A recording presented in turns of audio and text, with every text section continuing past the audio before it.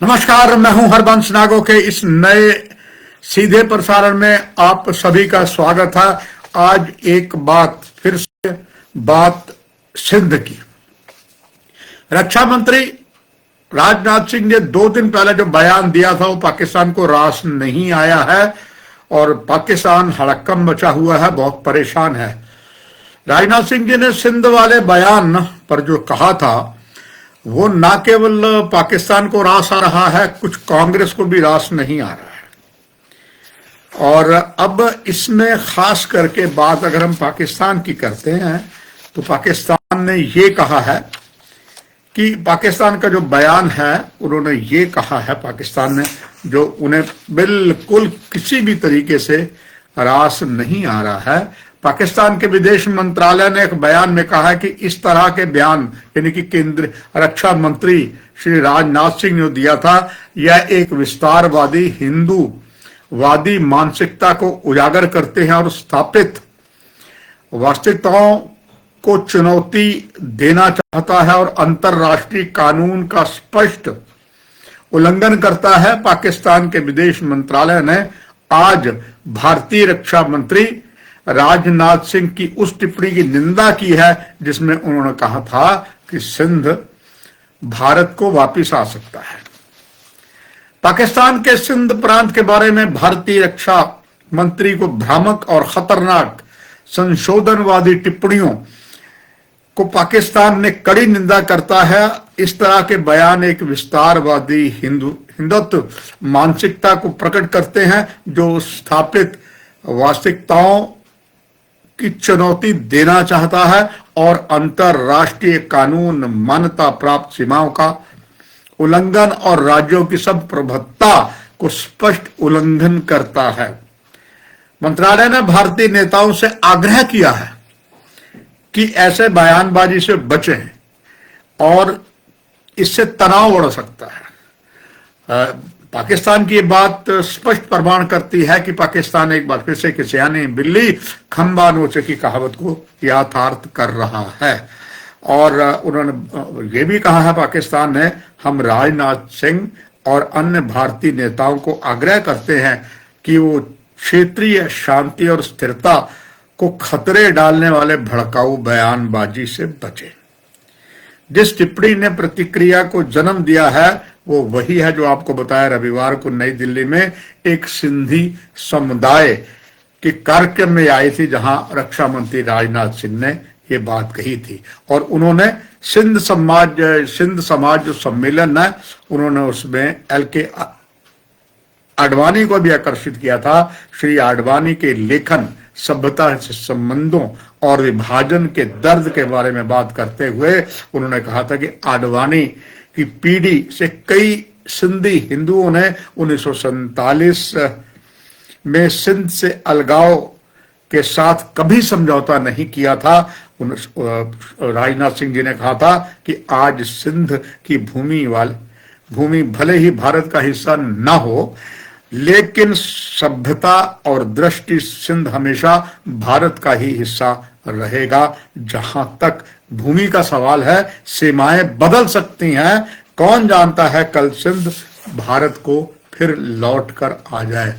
ये बयान किसी भी तरीके से पाकिस्तान को रास नहीं आ रहा है, क्योंकि ऑपरेशन सिंदूर में उन्होंने देखा है उससे पहले जो युद्ध हुए हैं लगातार सीधे युद्ध 1947 हो, 65 हो, 71 हो, पाकिस्तान ने मुंह की खाई है। और कारगिल युद्ध में भी और लगातार छद्म युद्ध जो 1987 से पाकिस्तान ने छेड़ा हुआ है, कदम कदम पर वो मात खा रहा है। इसीलिए उसको बहुत तकलीफ है। इस तरीके के उन्होंने बयान दिया है। उन्होंने राष्ट्रीय गान में सिंध की स्थायी सांस्कृतिक समृद्धि का उल्लेख करते हुए राजनाथ सिंह जी ने कहा था कि पंजाब, सिंध, गुजरात, मराठा ये जो गाना जारी रखते हैं हम लोग, वो सिंध हमारा है, ये बात कर। और तब रक्षा मंत्री ने श्री लाल कृष्ण आडवाणी का हवाला देते हुए कहा था कि सिंधु नदी हिंदुओं के लिए गहरा अत्यधिक महत्व रखती है और सिंध में कई मुसलमान इसे सम्मान के साथ मानते हैं। यानी कि न केवल हिंदू, वहां के मुस्लिम भी है, वो भी सिंध को बहुत मानते हैं। उसकी नदी का पानी जो है उसको कहते हैं। वो कहते हैं इसमें पानी को मक्का में आबे जजमन के बराबर मानते हैं वहां के मुस्लिम।